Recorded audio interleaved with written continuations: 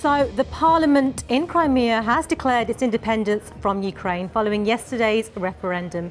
It's now formally applied to join Russia. It's been a day of developments. Let's bring you some of them. They parted into the early hours of this morning. Ethnic Russians who believe that, in their words, Crimea is going home to the Russian motherland. Much of the world may have denounced their controversial referendum. Here they celebrated it. 97% in favour of absorption into Russia. In the parliament here, Crimean MPs wasted no time. Right after the final referendum result, they declared independence from Ukraine and voted to formally ask Russia to annex their peninsula. This place is already beginning to feel less and less Ukrainian. They've changed some street signs from the Ukrainian language to the Russian. Within a few weeks, it's expected they will change the currency to the Russian ruble and even to switch to the Moscow time zone.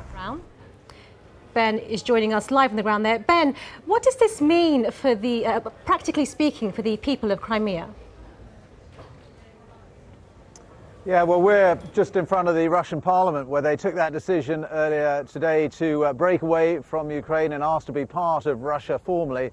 I think, what does it mean for people here? Well, it kind of depends who you are in Crimea. If you're one of the majority Russian population here, 58% of the population are ethnic Russians, well then, really, it's a moment of great celebration. It means. But if you're part of the minority population here, the Ukrainians and the Tatars, then you won't like it at all. That's why many of them boycotted the referendum. You will feel, I think, probably strangers in your own country. For example, if you're a Ukrainian soldier surrounded by Russians in your military base, I think this evening you'll be feeling pretty nervous. Ben Brown there in Crimea, thank you for that update. Now, the US and the EU have both announced sanctions against Russia and Ukrainian officials. President Obama announced an asset freeze on 11 officials, including Viktor Yanukovych and Dmitry Rogozin. Here's a bit of what he had to say earlier. We'll continue to make clear to Russia that further provocations will achieve nothing except to further isolate Russia and diminish its place in the world.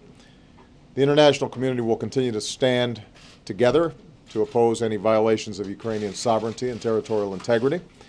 And continued Russian military intervention in Ukraine will only deepen Russia's diplomatic isolation and exact a greater toll on the Russian economy.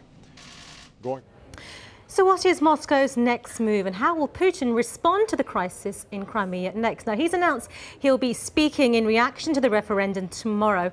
In the meantime, let's take a look at some of his options.